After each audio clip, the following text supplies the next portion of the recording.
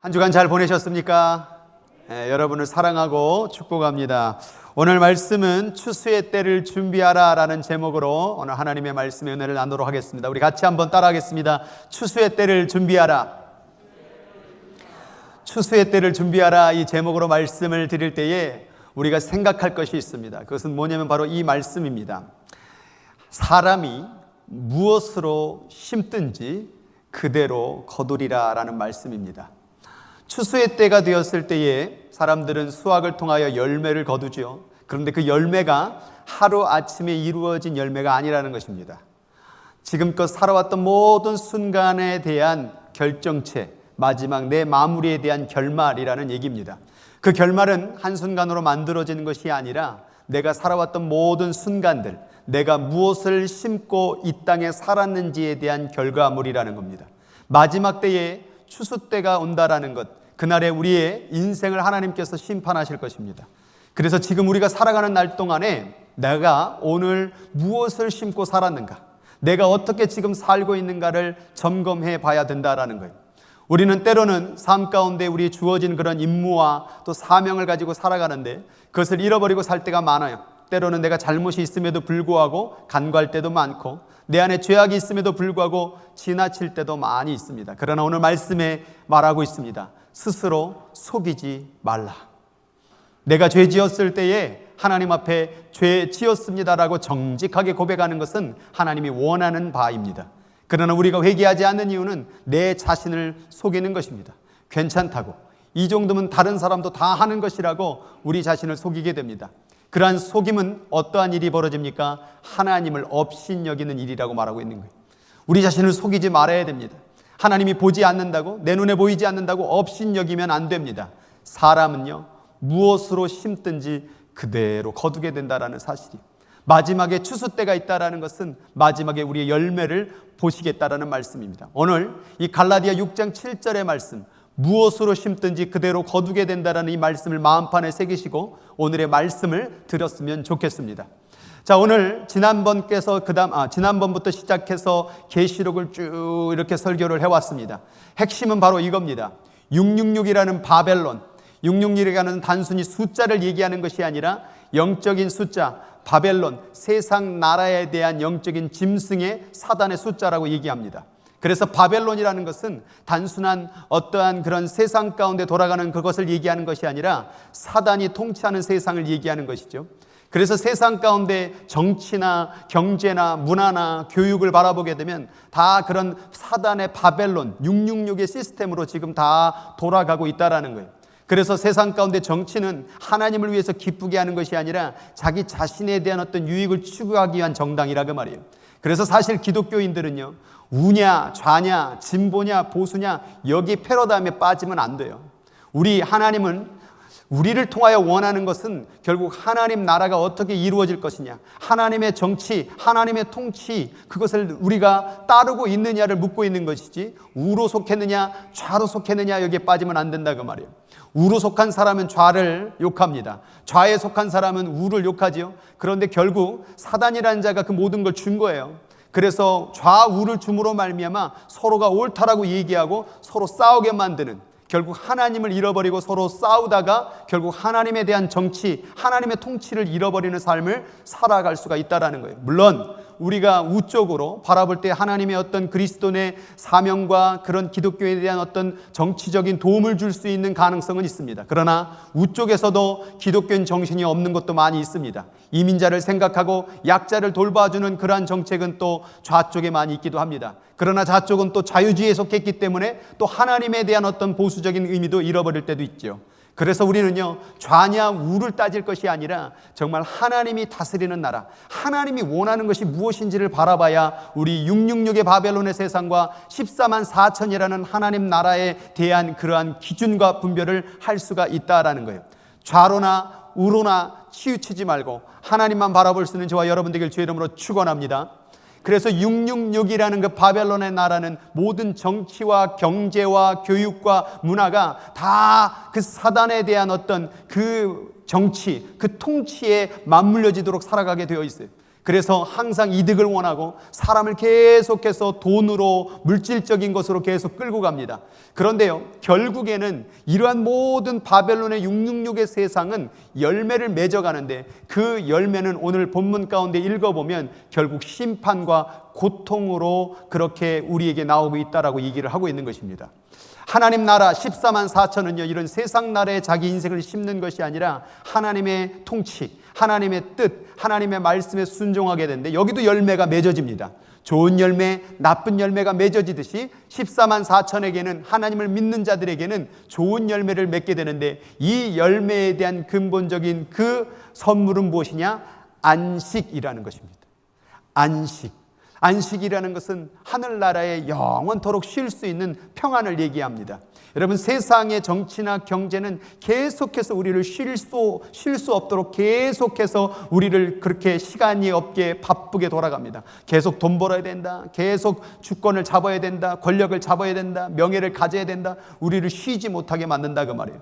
그러나 우리가 이 땅에 바벨론 땅에 살면서 우리는 이 주의를 멈춤으로 말미암아, 안식함으로 말미암아 하나님을 바라봐야 된다라는 거예요. 그래서 여러분들은 안식일을 통하여 멈춰야 돼요. 세상에 돈 버는 일을 멈춰야 되고, 세상 가운데 내 명예를 추구하는 일을 멈추고 하나님께 예배하는 날이 있어야 된다 그 말이에요. 그 날이 바로 하나님께 예배함으로 말미암아 내가 하나님 나라 백성이지 이 세상의 바벨론의 백성이 아니라는 것을 선포해야 된다 그 말이에요. 오늘 이 주일 예배를 드리는 여러분들이요, 멈춤을 통하여, 세상의 바벨론의 일을 멈춤을 통하여 나는 하나님 나라 백성이야 라고 선포할 수 있는 예배가 되길 주의 이름으로 축원합니다.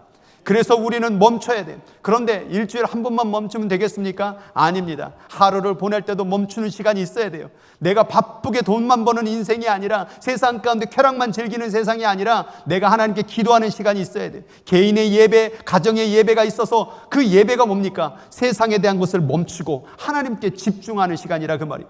주일은 내가 일만 멈추는 것이 아니라 하나님을 바라보는 시간이라 그 말이에요. 그래서 주일만큼은, 또한 하루의 기도 시간만큼은, 가정의 예배 시간만큼은 하나님하고의 함께 할 수 있는 안식의 시간을 누림으로 말미암아 내가 이 나라 백성이 아니라 내가 그 나라에서 영원한 안식을 누린다는 것을 삶으로, 습관으로 연습하고 적용하고 우리 가운데 살아가야 된다 그 말이에요. 여러분, 천국 살 준비를 하고 계십니까? 그러면 안식하시기 바랍니다. 너무 돈 많이 벌지 마세요. 적당히 벌으세요. 너무 많이 벌으려고 애쓰지도 마세요. 너무 가지려고도 너무 애쓰지 마세요. 먹고 살면 되는 거예요. 할렐루야. 너무 많으면 좀 나눠주면 되잖아요. 그거 다 쓰고 가지도 못해요. 한국에 그렇게 부자된 그런 백성들, 또 뭐 사장님들, 회장님들 돈 다 썼습니까? 다 못 쓰고 죽었다 그 말이에요. 기왕이면 살아있을 때 나눠주고, 나 먹으면 되잖아. 먹고 살만 하면 되는 거잖아요. 더 많이 가지다 결국 바벨론의 666에 빠져서 결국 거기에 사로잡히는 백성이 될 수밖에 없다라는 거예요. 귀한 인생의 열매는 이 세상에 주는 정치와 경제적인 어떤 666의 열매가 아니라 하나님의 통치를 받음으로 만들어지는 열매가 내 인생 끝자락에 맺어져야 될 줄 믿습니다. 그 열매 하나님 앞에 올려드리는 저와 여러분들에게 주의 이름으로 축복합니다.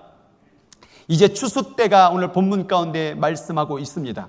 추수 때에 이제 마지막에 하나님께서 예수 그리스도를 통하여 보여주십니다. 오늘 머리에 인자 같은 이가 예수 그리스도의 그 면류관이 쓰여진 장면이 보여지게 됩니다. 흰 구름이라는 것은 하나님의 임재를 상징하죠. 이 세상을 다스리고 있는 모든 주권이 하나님께 있고 그 머리에 면류관이 쓰였다라는 것은 이 땅의 진정한 왕이 우리 예수 그리스도라는 사실을 오늘 보여주고 있다라는 거예요. 그래서 그분에는 면류관이 있었고 그 손에는 예리한 낫을 가졌다라고 말하고 있습니다. 예리한 낫을 가졌다라는 것은 심판의 도구인데 그 심판의 도구는 예리하다 그 말이에요. 사람들이요, 이 사람은 정말 천국 가겠지, 이 사람은 정말 훌륭하겠지, 이 사람은 뭐 이렇겠지 얘기할 수 있지만요, 중요한 것은 심판의 주권자는 우리 하나님이라 그 말이에요. 사람이 보기에 아무리 좋은 사람이라고 할지라도요, 그 하나님은 예리하게 우리의 모든 삶의 상황과 조건과 언행과 인생을 다 지켜보셨다 그 말이에요. 그분이 마지막 최종 판단자라 그 말이에요. 그래서 내 눈에 혹은 사람들의 칭찬의 소리에 너무 귀 기울이지 마세요. 혹은 사람들의 비난 소리에 너무 귀 기울이지 마세요. 그 소리가 우리를 하늘나라의 심판에 대한 옳음이냐 그름이냐를 판단하는 기준이 아니에요. 오직 하나님의 오른손에 정말 예리한 낫을 가신 그분에게 주권이 있음을 믿으시기 바랍니다. 우리가 하나님 기준 앞에서 인정받고 하나님 기준 앞에서 우리가 칭찬받는 게 중요하지 사람들의 소리는 우리에게 아무런 도움이 되지 않는다 그 말이에요. 그때는 기분 좋을지 모르지만 그 소리가 독일 수도 있다 이 말이에요. 그래서 우리는요, 하나님이 내게 뭘 말씀하시는가, 하나님이 지금 나를 볼 때 뭐라 말씀하실까, 하나님이 나를 볼 때 내가 괜찮은 사람인가, 하나님을 기준을 통하여 살 때 이게 바벨론 백성이 아니라 하나님 나라 예루살렘의 백성이 될 수가 있다라는 거예요. 그 낯은 이제 땅의 곡식을 향하여 거두는 일이 벌어지게 됩니다. 그 하나님의 그 오른손에 들렸던 그 예리한 낯은 곡식을 거두는 일이 벌어지게 되는데, 이 곡식은 믿는 자들을 얘기하고 있다라는 거예요. 우리는 지금 땅의 기반으로 살고 있습니다. 그런데 추수 때가 되면요, 이제 우리는 이 땅에서 이별을 해야 된다는 거예요. 그래서 그 이별이 바로 이 땅에 딛고 있던 땅에 대한 모든 인생을 끊어내는 그 날이 바로 추수 때라는 말씀인 거예요. 여러분, 아무리 예수 그리스도를 믿는다고 할지라도 이 땅을 떠나야 됩니다. 누구나 사람은 죽습니다. 누구나 이 땅에서 떨어져야 됩니다. 결국 우리가 살 곳은 그 나라라는 거예요. 그런데 이 말씀 가운데 다음 말씀에 보면은 그 또 한 낫이 천사를 통하여 누구를 가리키고 있느냐? 포도송이를 가르치고 있습니다. 한 낫은 이 세상에 곡식을 베어져가는 하나님 나라 백성이 이루어져 가고 있고, 또 하나는 예수 그리스도를 믿지 아니하는 정말 땅의 포도나무를 베는 일들이 벌어지고 있고, 이들은 이 다음 말씀에 읽어보면 진노의 포도제 틀에 밟혀서 그 피가 정말 1600 스타디온으로 퍼져가는 이러한 장면이 보여지게 되는데, 이 말씀을 읽으면서 여러분 이상하지 않습니까? 포도나무는 항상 성경 가운데에서 예수 그리스도가 자기를 포도나무라고 그랬고, 또 그 포도주를 통한 예수 그리스도의 보혈이라고 상징한 이 귀한 나무가 오늘은 심판의 나무와 열매로 상징하고 있다라는 이 말씀을 보면서 우리가 의아해할 수 있다라는 거예요. 어떤 의미일까요? 이것은요, 우리를 구원했던 그 보혈의 피를 상징했던 포도주, 포도나무가 우리를 붙잡아 주시고 우리 안에 거하여서 우리를 영원토록 살게 해줬던 포도나무가요, 마지막 때는 결국 심판의 도구가 됨을 얘기하고 있는 겁니다. 오늘 우리를 사랑하시는 그 주님은요, 그 마지막 때의 추수 때는요, 이제는 더 이상 우리에게 사랑을 베푸는 주님이 아니라 우리를 심판하는 주님으로 오신다 그 말이에요. 오늘 내게 사랑으로 오신 주님은요, 그날의 공의의 주님으로 오신다 그 말이에요.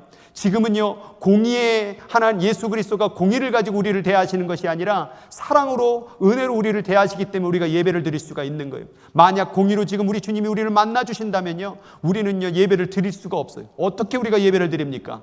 그런데 오늘 그 보혈의 은혜로 말미암아, 사랑으로 말미암아 오늘 이 자리에서 예배를 드릴 수 있는 일들이 벌어졌다 그 말이에요. 오늘 주님께서 흘렸던 그 포도주의, 그 포도나무의 은혜를 오늘 누리시기를 바랍니다. 그날에는 다 밟혀지고 찢겨지는 일이 벌어진다라는 거예요. 그래서 그 다음 말씀 가운데 보니까 하나님의 진노의 큰 포도주 틀에다가 이 포도송이 열매를 다 담아놓고 다 짓밟아서 결국에는 그 포도의 그 피처럼 그것이 전체로 흘러가는데, 여기 보면 1600 스타디온이라는 그 단위가 나오는데, 1600 스타디온은 이 동서남북이라는 성경의 숫자 4를 얘기할 때, 우리는 뭐 한국 문화에서 4는 막 죽음의 숫자 그러지만 성경에서는 4는 동서남북 사방을 얘기하는 거예요. 그래서 4의 제곱 그리고 10이라는 충만한 숫자의 제곱, 그래서 4의 제곱에 곱하기 10의 제곱하면 1600이 나옵니다. 그러면 무엇을 의미하느냐? 그 피가 온 세상 사방 가운데 다 흘러간다 그 말이에요. 다시 말해서 예수 그리스도의 그 마지막 심판은 피할 자가 없다 그 말이에요. 그 진노의 포도주 틀에서 밟혀지는 그 사건은 어느 누구도 피할 수가 없다 그 말이에요. 여러분, 그런데 저기서 주목되는 단어가 있어요. 뭐냐면 성 밖에서라는 단어예요. 성 밖에서라는 단어가 뭐냐면, 예수 그리스도가 십자가에 매달려 처형당하실 때에 예루살렘 성에서 끌려가십니다. 끌려가셔서 갈보리산 겟셋만의 동산으로 올라가는 장면이 나오죠. 그게 바로 성 밖이에요. 예수 그리스도는 어디 계셔야 되는 분이에요? 하나님의 성전 안에 계셔야 되는 분이에요. 그런데 우리의 모든 죄를 지시고 성 밖으로 끌려나갔어요. 그런데 그 성 밖으로 끌어냈던 무리들, 바로 그 무리들이 오늘 정작 예루살렘 성 밖으로 끌려나가 심판을 받는 장면이 우리들에게 보여지고 있다는 거예요. 예수 그리스도의 은혜를 잃어버려 예수 그리스도를 성 밖으로 몰아냈던 자들은 결국 마지막 날에 예루살렘 성 밖으로 쫓겨나는 일이 벌어지고 있음을 오늘 이 말씀을 통하여 우리들에게 보여주고 있다는 거예요. 오늘 이 말씀을 듣는 여러분들이요, 성 밖에 쫓겨나가 심판을 받는 그러한 하나님의 백성이 아니라 하나님의 품에 안길 수 있는 거룩한 열매되어 그분과 영원토록 사는 저와 여러분들에게 주의 이름으로 간절히 부탁드립니다. 마지막 시대 가운데 정신을 차려야 됩니다. 우리는요, 결국 마지막 인생의 끝자락에서 우리 얼굴 가운데 봐야 될 것은 주님의 얼굴이지 사단의 얼굴이 되면 안 된다고 말해요. 그러면 왜 이 사람들이 이러한 진노의 포도주에 그러한 틀에 받쳐 심판을 받게 됐느냐? 이 말씀 요한계시록 14장 11절에 읽어보면요, 지난번에 읽었죠. 온갖 짐승과 그의 우상에게 경배하고 라는 말이 나와요. 그런데 이 우상에게 경배하고 라는 이것을 직역으로 원어로 다 풀어보면 한 번이 아니라 두 번이 아니라 계속해서 진행하면서 경배했던 삶을 얘기해요. 하나님 앞에 심판을 받는 것, 죄로 인하여 하나님 앞에 심판을 받는 것은 한 번의 죄악으로 말미암아 이루어지는 것이 아니라 그 한 번의 죄악이 두 번으로, 세 번으로, 네 번으로 반복적으로 지속되어지는 삶이 될 때에 거기에 대한 심판이 있다라는 거예요. 그것을 뭐라고 표현하냐면 표를 받은 자라고 얘기하는 거예요. 오늘 여러분의 이마 가운데 666이라는 표가 붙어져 있으면 만약 이것이 지옥으로 가는 표라고 한다면 어떻게 해야 돼요? 지워버리던가 빨리 없애버려야 되잖아요. 그런데 오늘도 그 표가 있는 거예요. 내일도 그 표가 있는 거예요. 오늘도 죄가 있고 내일도 죄가 있고, 그러니까 이 모습은 한 번의 어떤 실수와 잘못이 아니라 죄인 줄 알면서도 불구하고 그것이 죄가 아니라고 말하면서 계속 반복적으로 짓는 자들에 대한 결과물이라고 말해요. 누가 심판을 받겠느냐? 하나님의 사랑과 은혜가 있음에도 불구하고 계속해서 죄를 반복해서 짓는 이 사람들, 그것이 바로 짐승의 표를 받은 사람들이요, 하나님 앞에 회개하지 않는 백성들, 결국 진노의 포도줄에 들어갈 사람 이름을 오늘 얘기하고 있는 거예요. 그래서 히브리서 10장 말씀에 보면 우리가 진리를 받았어요. 그 지식을 받았어요. 예수 그리스도를 믿었어요. 그런데 짐짓 죄를 범한 즉 뭐라고 되어 있냐면 다시 속지 않은 제사가 없대요. 성경을 그동안에 읽었을 때에 우리가 죄가 있을 때 주님께 고백하면 다 용서해 주신다고 그랬는데 왜 여기에는 다시는 속지 않은, 회개하는 제사가 없다라고 말한, 그리고 나오는 게 뭐냐면 오직 무서운 마음으로 심판을 기다리는 것밖에 없고 대적하는 자를 태울 맹렬한 불만 기다리고 있대요. 왜 이럴 걸까? 저기에 나오는 짐짓 죄를 범한 적이 원어에는 현재 분사로 되어 있어요. 현재 분사는 뭐냐면 진행형을 얘기하는 거예요.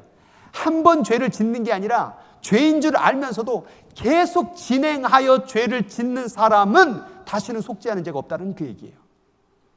이런 사람은 회개에 대한 그런 갈망도 없고 죄를 돌이켜야 될 생각도 없고 계속 죄를 짓는데 어떻게 죄를 짓느냐? 짐짓해서 반복 짓는 자. 영어로는 deliberately, 일부러 고의적으로 계속 반복적으로 죄를 짓는 사람은 하나님을 믿는다고 말하면서도 주님을 사랑한다고 말하면서도 계속해서 일부러 죄를 반복적으로 짓는 사람은 다시는 속지 않은 제사가 없대요.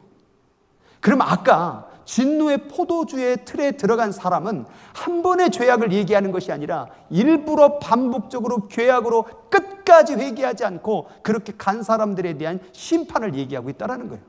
이것을 가리켜 다음 절에 뭐라고 되어 있냐면 하나님의 아들을 짓밟고 자기를 거룩케 한 언약의 피를 부정한 것으로 여기고 은혜의 성령을 욕되게 하는 자가 당연히 받을 형벌은 얼마나 더 무겁겠느냐. 너희들이 계속해서 일부러 고의적으로 반복적으로 죄를 계속 짓게 되면 예수 그리스도를 믿고 그 죄를 끝내지 않고 계속 죄를 지면 이건 하나님의 아들을 짓밟는 거고 언약의 피를 부정한 것으로 여기는 것이며 성령을 욕되게 하는 것이다 라고 말하고 있는 거예요. 이 구절을 통하여서 성경 가운데 단 한 가지 아주 치명적이고도 용서받을 수 없는 죄에 대한 결론이 나오는데 그 죄를 가리켜 뭐라고 얘기하냐면 성령의 회방죄라고 얘기하는 거예요. 성경의 모든 죄는 다 사하심을 얻을 수 있는데 이 죄만 성령을 모독하는 것은 사하심을 얻지 못한다고 말하고 있어요. 성령을 모독하는 게 뭘까요? 수없이 성령께서는 기회를 주시고 사랑을 주시고 회개를 주시고 거룩한 삶을 살 수 있도록 기회를 주시는데 그 성령을 무시하고 계속해서 반복적으로 일부러 죄를 짓는 사람들은 결국 성령의 회방죄가 되고 있음을 얘기하고 있는 거예요. 그러니까 예수를 믿고도 하나님의 사랑을 알고도 우리가 그 하나님의 사랑을 잃어버린 채 계속 반복적으로 죄를 지면 이것은 결국 성령의 회방죄가 되어 사심을 얻지 못하는 일이 벌어질 수가 있음을 얘기하는 거예요. 좀 더 깊이 그러면 성령의 회방죄가 도대체 어떤 것이냐라고 얘기했을 때는 이렇게 나눌 수 있어요. 첫 번째 생각할 수 있는 게 바로 반복적으로 짓는 죄들을 경계해야 된다는 말이에요. 반복적으로 짓다고 해서 무조건 성령 회방죄가 되게 아니라 반복적인 죄에 대한 결말은 결국 성령 회방죄가 될 수 있음을 얘기하는 거예요. 사람이라는 게 거짓말 한 번, 두 번만 합니까? 또 지을 수 있죠. 그러나 우리가 이것이 완전히 굳어져서 나중에 거짓말을 해도 거짓말이 아니라고 괜찮다라고 회개하지 않는 이런 반복적으로 굳어져 버린 죄, 이것은 성령을 회방하는 죄라고 말이에요. 여러분, 성령이 거하면요 거짓말 한 번만 해도 가슴이 두근두근거립니다. 성령이 거하는 자는요 자기가 잘못된 것이 느껴집니다. 그런데 성령을 자꾸 회방하고 모독하면요 거짓말을 지어도 아무런 느낌이 없는 거예요. 이러한 반복적인 죄는 우리를 어디로 이끄느냐? 교만의 죄로 이끌어요. 뭐 하나님께 회개할 필요 있나? 내가 그냥 열심히 살면 되지. 뭐 내가 이 정도면 신앙생활 잘하는 거 아닌가? 이래서 이들은 회개하지 않고 하나님을 붙잡지도 않아요. 교만의 죄가 만들어지는데 이 교만의 죄는 성경 가운데 가장 악한 죄라고 얘기할 수 있는데 그 죄는 뭐냐? 하나님이 필요 없는 거야. 하나님이 필요 없는 이 죄는 결국 불신의 죄예요. 하나님 믿지 않는 거예요. 예수 그리스도를 믿지 않는 거예요. 믿지 않으면 용서, 회개, 은혜, 사랑 없습니다. 믿어야 용서함 받는 건데 안 믿어졌다고 말이에요. 그럼 왜 안 믿어졌느냐? 교만의 죄를 방치했기 때문에. 왜 교만이 생겼느냐? 반복의 죄를 방치했기 때문에.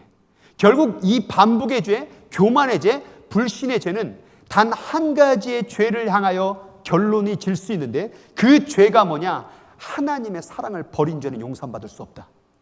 성령의 회방죄는 뭐냐? 성령은요 우리에게 뭘 주기를 원하면 사랑을 주기를 원합니다. 믿습니까? 성령이 우리에게 주고자 첫 번째 열매는 뭐예요? 사랑이에요. 성령의 열매, 성령의 은사 가운데 가장 최고의 은사는 뭐예요? 사랑이에요. 그런데 성령을 통하여 사랑을 잃어버린다면 결국 그 사랑을 짓밟아버리면 그것은 성령을 회방하는 일이고 결국 그것은 불신의 죄요, 교만의 죄요, 반복의 죄가 될 수 있다는 말이에요. 그래서 여러분들이 이 말씀을 꼭 읽어야 돼요. 이 말씀 가운데서 보세요.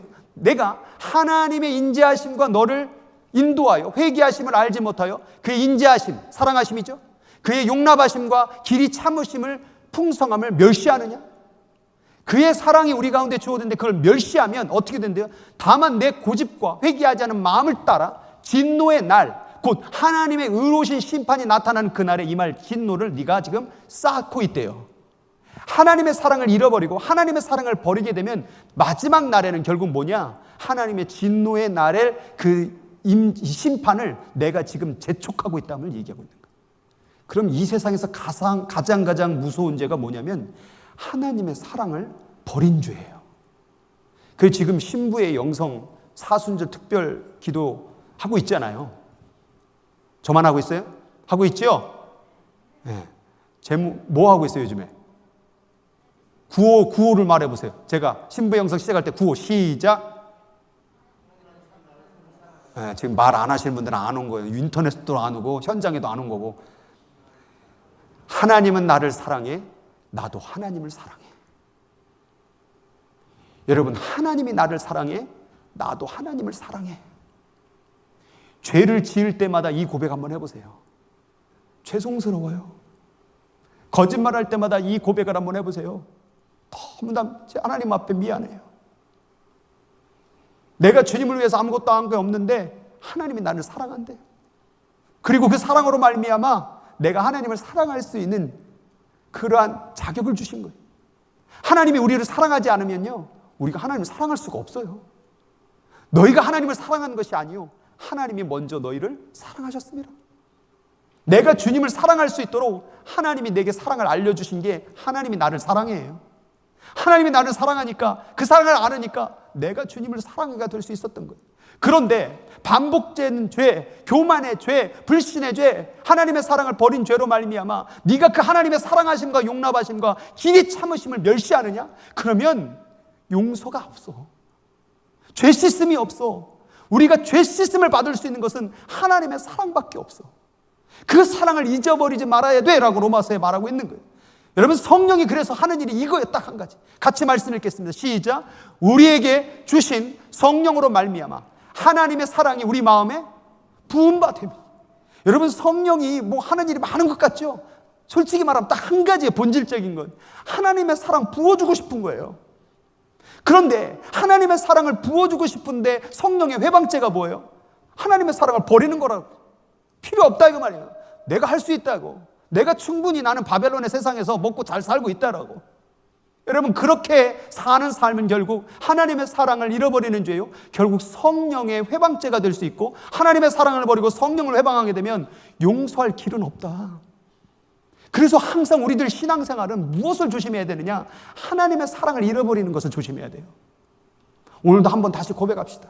하나님은 나를 사랑해, 나도 하나님을 사랑해. 시작. 그걸 아침에 일어날 때마다 고백하세요. 그걸 밤에 잘 때마다 고백하세요.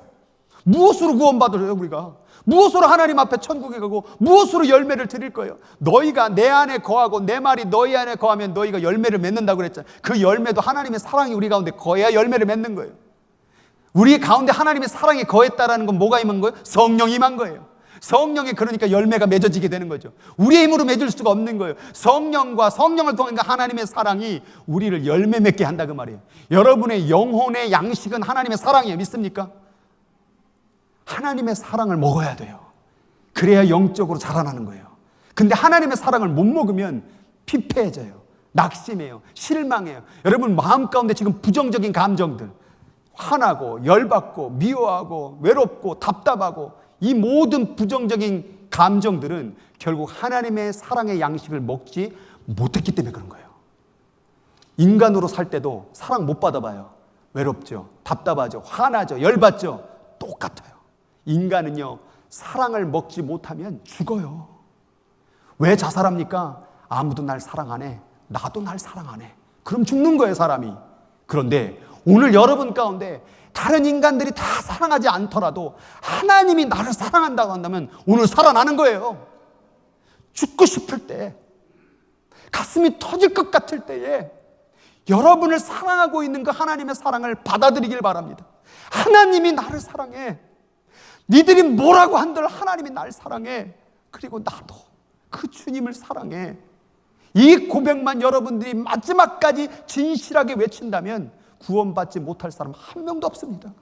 오늘 성령 하나님을 통하여 그 사랑을 가슴속 깊이 받아들일 수 있는, 그렇게 살아갈 수 있는 저와 여러분 되길 주의 이름으로 축복합니다. 그런데 하나님의 사랑을 받는다, 성령의 그 사랑의 부으심을 받는다라는 가운데 반대하는 요소가 있는데, 방해하는 요소, 그게 뭐냐? 육체의 소욕, 육체의 원하는 바는 뭘 거스린대요? 성령을 거스린대요. 성령이 하는 일은 뭐예요? 하나님의 사랑을 붓는 일인데, 육체를 따라가면 그 하나님의 사랑을 거부하게 된다 그 말이에요. 성령을 따라가면 육체가 원하는 것을 거스를 수 있대요. 근데 이 둘이 항상 뭐한대요? 대적한대요. 나는 하나님의 사랑을 받고 싶은데 이 육체가 방해하는 거예요. 육체가 나를 정죄하고 육신적으로 바벨론의 생각이 나를 계속 사람의 소리를 듣게 해서 하나님이 나를 사랑하지 않는다라고 속여버리는 거예요. 그러니까 나를 보더라도 하나님 사랑 없는 것 같고, 저 사람이 나를 욕하니까 그래 난 사랑받을 자격이 없지, 이런 육체의 소리, 육체의 이야기를 듣다 보니까 어느덧 성령의 소리를 듣지 못하여 결국 원하는 것을 얻지 못하게 된다는 걸 얘기하고 있는 거예요. 그래서야 사람은요, 영적으로 살려면요, 사람들의 말하는 이 육적인 오감을 통하여 들려지는 소리, 오감을 통하여 보여지는 것들을 가지고 인생을 살면 안 되고, 보여지지 않는 영적인 것들을 듣고 보고 살아갈 때 거기서 살아나는 거예요. 사람의 소리는요, 칭찬을 하면 그때 좋고 우쭐해지고 교만해지고요, 또 안 좋은 소리 들으면 거기에 또 실망한다 그 말이에요. 그 소리를 완전히 끊어내길 바랍니다. 또 눈에 보는 것, 이 눈에 보는 것으로만 살으니까 나쁜 거 보면 실망하고 좋은 거 보면 헬렐레하고, 그래서 자꾸 사람은요, 눈으로 보는 거, 귀로 듣는 거, 이런 기준이 아니라 영적으로. 그래서 기도할 때 어떻게 해요? 눈 감고 기도하는 거예요. 기도할 때 다른 사람 기도 소리 들을 필요 있어요, 없어요? 없다 그 말이야. 그냥 안 들으려면 내가 소리를 자꾸 내면 돼요. 그래서 자꾸 하나님의 소리에, 성령의 소리에 집중해야 된다 그 말이에요. 근데 말은 쉽죠. 육체의 소욕. 그럼 육체라는 소욕은 뭘까? 그래서 갈라디아서에 보면 육체의 소욕이 뭔지를 분명하게 실제적으로 적어놓은 말씀이 다음 구절에 나와요. 보여드릴까? 말까? 보여드릴게요. 뭐냐? 육체의 일은 분명하니, 잘 보세요. 육체의 일은 분명하다. 사람들이 자꾸 그냥 거짓말하고 막 모호하게 얘기하니까 분명하게 말한다. 첫 번째, 음행과 더러운 것과 호색과, 이 세 가지는요 다 음란과 관련된 죄들이에요. 우리가 죄를 짓는 건 우리의 영적인 걸 갖고 죄를 짓는 게 아니에요. 사단은 우리의 육체를 가지고 죄를 짓게 만들어서 영혼을 타락시키는 것이죠. 그럼 우리가 조심해야 될 게 사실은 뭐냐면 이 육체예요. 선악과를 따먹은 아담의 그 죄의 원죄를 이어받는 이 육체의 죄가 있다 이 말이에요. 이 소욕은 항상 그런 음란한 일들을 행하게 된다 그 말이에요. 음행과 더러운 것과 호색과 밝힌다 그 말이, 그런 색들을, 음행한 것들을. 그 다음 나오는 게 우상숭배와 주술과, 이것은 종교적 죄악이에요. 우상숭배는 뭐냐면 하나님은 안 보이죠. 근데 사람들은 자꾸 보려고 이 눈으로, 자꾸 이 눈으로 신앙생활 하려고 이 귀로 신앙생활 하는 거예요. 뭐가 보여져야죠, 뭐가 들려줘야죠 하나님, 이러면 우상숭배에 빠질 수 있어요. 그래서 어떤 교단은요, 사실 이 십자가도 없앤 교단도 있어요. 왜냐하면 십자가가 하나님인 줄 알아요. 그래서 막 이렇게 십자가를 그리면 막 내가 병이 치유되는 줄 알고 막 십자가를 막 이렇게 그리는 사람도 있는데, 여러분 뭐든지 다 우상이 될 수 있으니까요. 우리는요 눈에 보이는 것으로 신앙생활하면 안 돼요. 믿음은 보이지 아니하는 것들의 증거라고 그랬잖아요. 보이지 않아도 하나님을 믿을 수 있는 영적인 것을 신앙생활 해야 돼요. 주술과 무당을 찾아가고, 요즘 가운데는 요행을 바라는 것, 뭔가 잘 되기를 은근히, 이러한 세상의 종교적인 것을 자꾸 따라가고, 이렇게 바로 종교적 죄악들이 우리 육체가 따라갈 수밖에 없다라는 거예요. 그 다음 나오는 게 8가지가 공통적인 죄악이에요. 8가지가 뭐냐? 원수 맺는 것, 분쟁, 시기, 분냄, 당짓는 것, 분열하는 것, 이단, 투기. 요까지가 다 뭐냐? 불화하는 것, 불화죄. 육신이 계속 사람들하고 불화할 수 있음을 얘기하는 거예요. 여러분 육신은요 신기하게도 사람하고 사람끼리가 같이 하나가 못 돼요. 아담과 하와가 선악과를 따먹은 다음에 가장 먼저 첫 번째 저지른 죄가 뭔지 아세요? 이 선악과를 어찌하여 먹었느냐? 그러니까 아담이 뭐라고 그래요? 당신께서 만들으신 하와로 말미암아 먹었나이다. 분쟁. 그래서 부부 사는 게 힘들지 모르겠어요. 삶은 살수록 안 맞아. 사람들도 너무 친하면 무서워요. 때로는 너무 아는 게 죄예요. 또 실망해요. 너무 저랑 가깝게 오지 마세요. 알면 다쳐요. 알면 알수록 사람과 사람의 관계가 깊어지는 게 아니라 오히려 알면 알수록 관계가 멀어지는 이 인간의 약점. 우리가 교회 생활하면 할수록 처음 보는 사람하고 싸우는 사람 봤습니까? 거의 없어요. 그런 일은 없어요. 아는 사람하고 싸우죠. 알면 알수록 더 싸울 수 있는 그 가능성은 점점점 높아집니다. 이게 지금 2000년 전에 쓰여진 건데 2000년 전의 사람이나 오늘이나 똑같아요. 육신적으로 지을 수 있는 가장 많은 죄들이 뭐냐면 불화하는 거예요. 불화. 하나님의 사랑이 우리 가운데 부어짐 가운데 가장 힘든 게 뭐예요? 부어졌는데 이놈의 인간 저놈의 인간이 자꾸 눈에 보이니까 그 사랑의 삶을 사는 게 그렇게 힘든 거예요. 그래서 주님께서 우리에게 주신 계명, 하나님을 네 마음과 뜻과 목숨을 다하여 하나님 사랑하고, 둘째는 그와 똑같으니 내 이웃을 그 네 몸과 같이 사랑하라. 하나님은 사랑할 수 있겠다는데 이웃은 사랑하기는 참 힘들어요. 그런데도 불구하고 예수님은 이 두 계명을 이루고 살아라라고 우리에게 말씀하셨다 그 말이에요. 여러분, 그 다음 나오는 죄악이 뭐냐? 술 취함과 방탕함. 이것은 세상의 쾌락을 즐기는 거예요.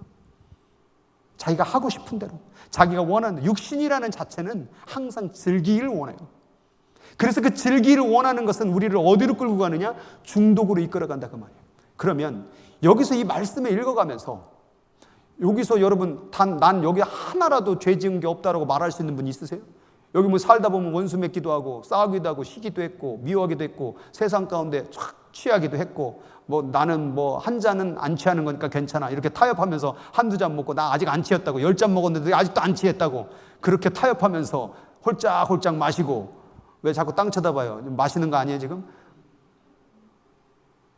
그런 세상의 문화에 그렇게 빠져가는 그 모습을 보며 타협하며 그럼 오늘 뭐라고 결론이 되어 있어요?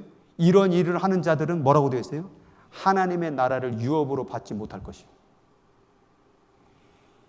큰일 났어요. 그동안에 우리는 믿으면 천국 간다고 얘기했는데 오늘 이 말씀 가운데서는 이런 육체의 일을 행하는 자는 결국 하나님의 나라의 유업을 받지 못한다라고 말하고 있어요. 그런데 베드로는 예수를 부인했어요. 제자들은 서로 시기하고 자기가 높은 자에 올라가고 했어요. 그런데 어떻게 그들은 다 천국에 갔죠? 이 죄를 저질러서 지옥 가는 게 아니라 이 일이 이끄는 목적이 있다 그 말이에요. 이 일이 뭐래요? 육체의 일. 그럼 육체의 일은 뭘 한대요? 아까 말씀 가운데 성령을 거스르는 일을 한다 그 말이에요. 성령을 거스린다는 건 뭐예요? 하나님의 사랑의 부음을 거부한다 그 말이에요. 그러면 이 죄들을 지적한 이유가 뭐예요? 이 죄로 한번 졌다고 해서 지옥 가는 게 아니라 이 죄가 너를 하나님의 성령으로 말미암아 하나님의 사랑을 붓고자 하는 그 일을 거부하는 일이 될 수 있음을 얘기하는 거예요. 그러니까 한 번을 얘기하는 게 아니라 반복적으로 회개하지 않고 계속 그것을 유지하고 이것이 완전히 삶으로 연합되어진, 굳어진, 일부러 이 죄인 줄도 알면서도 일부러 짐짓 죄를 짓게 되면 이것은 결국 성령을 회방하는 일이고 성령을 회방하면 하나님의 사랑이 우리 마음 가운데 부어질 수 없으니 이 죄를 경계해야 된다고 얘기하는 거예요. 한 번의 죄를 용납함이 두 번의 죄를 용납함이 세 번의 죄를, 네 번의 죄를, 그러다 보면 어느 순간 하나님의 사랑을 잃어버리는 성령의 일을 거부하는 일까지도 갈 수 있음을 우리에게 얘기하는 거예요. 그럼 우리들 가운데 이런 일들이 나타날 때, 이러한 죄를 지을 때 어떻게 해야 돼요? 회개해야 된다 그 말이에요. 이것이 반복적으로 지어지지 않도록, 이것이 일부러 짓지 않도록, 죄가 아니라고 타협하지 않도록 이 일이 하나님 앞에 정직하게 고백하고 그리스도의 보혈로 씻고 다시 시작하는 거예요. 내일 또 저지르면 어떻게 해요? 그래서 날마다 새롭게. 그럼 내일 또 회개해야죠. 근데 이런 죄를 짓게 되면 사람들이 반복해서 짓잖아요. 죄를 회개를 안 하더라.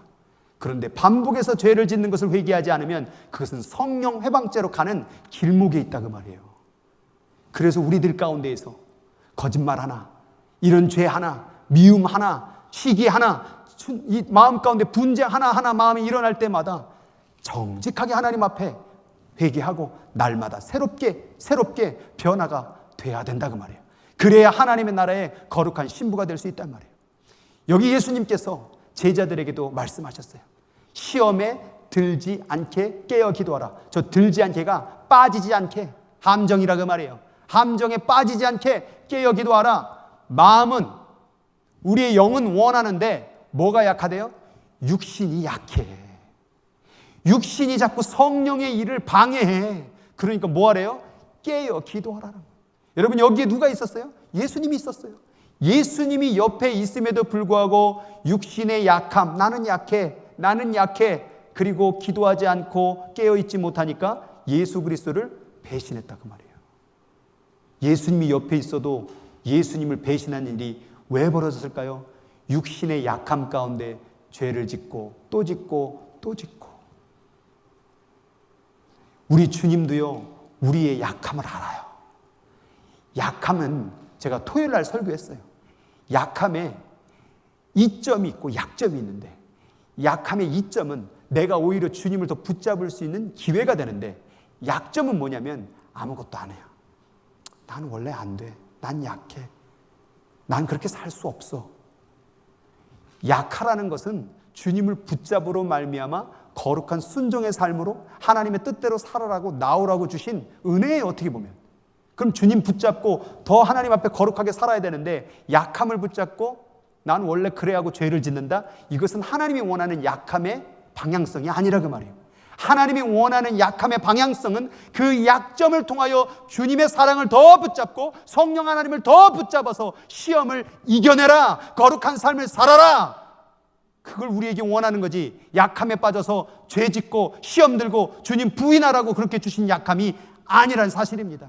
오늘도 약하고 정말 깨질 수밖에 없고 죄질 수밖에 없고 늘 마음만 잠깐만 놔도 누구 미워할 수밖에 없는 우리들의 연약함을 오늘 안다고 한다면, 그걸 붙잡고 주님을 붙잡아서 이제 끝내버리고 다시 사랑할 수 있는, 다시 거룩한 삶을 살 수 있는 저와 여러분 되기를 주의 이름으로 축원합니다. 그래서 로마서 말씀이 이렇게 나온 거예요.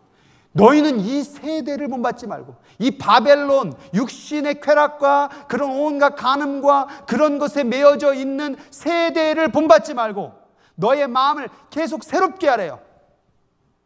오늘 벌써 새롭게 했어요. 근데 조금 시간이 지나가면 그것은 뭐가 돼요? 헛것이 돼요. 그럼 새로움을 경험하려면 다시 또 새로 시작해야 되는 거예요.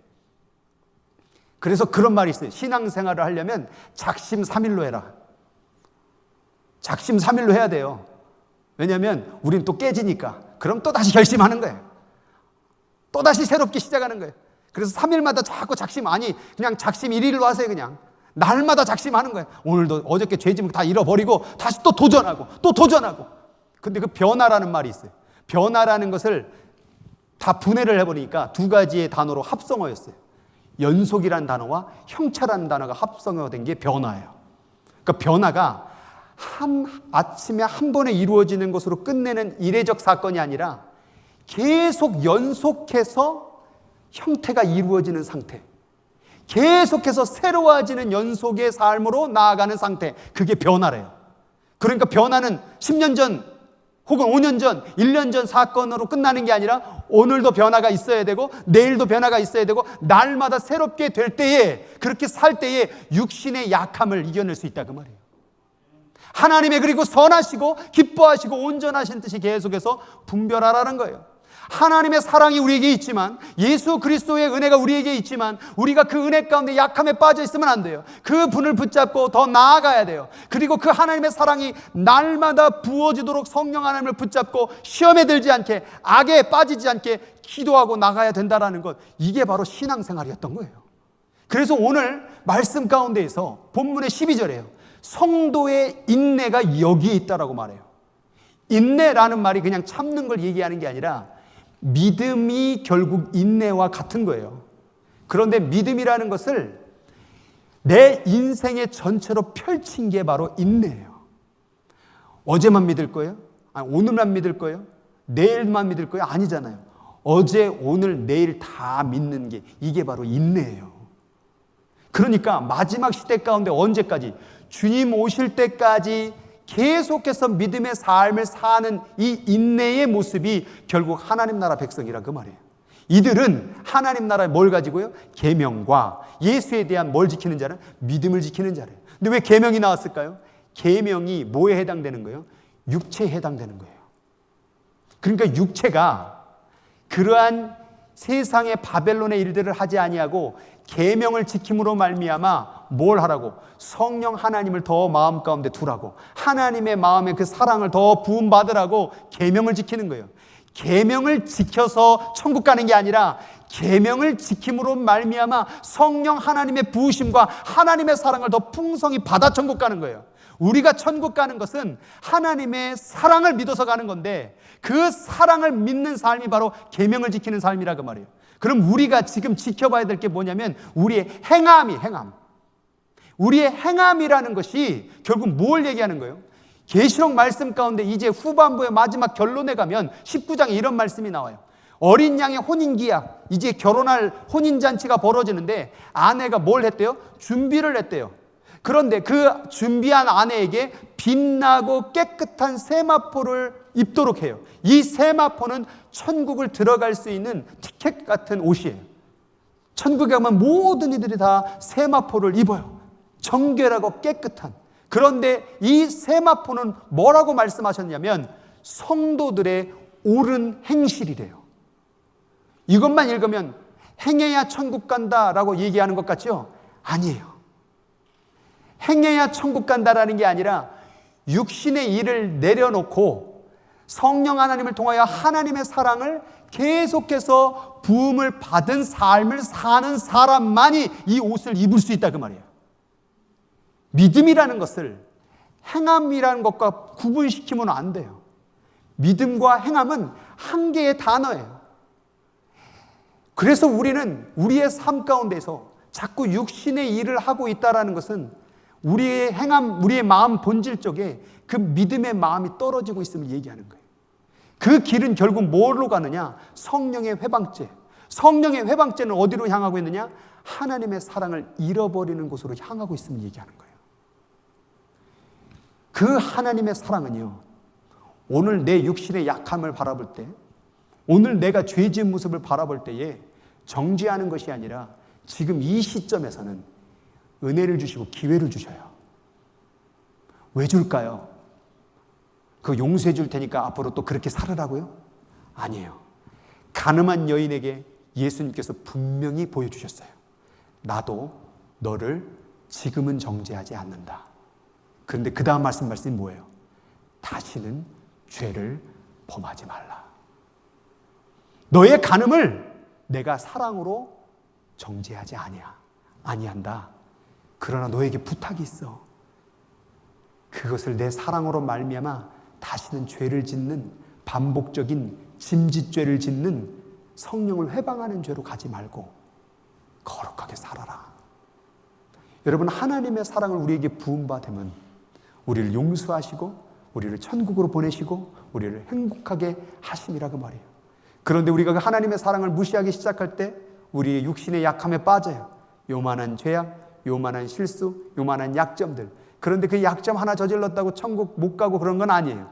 그런데 그 한 번이, 그 두 번이, 그 세 번이 그렇게 점점점 굳어지면 나중에 반복적인 죄가 되고, 반복적인 죄는 교만한 죄가 되고, 교만한 죄는 성령의 회방죄로 되고, 성령의 회방죄는 하나님의 사랑을 마음에 품는 일들에 대한 거부를 만드는 일이니 어린 양의 신부가 될 수가 없다고 말해요.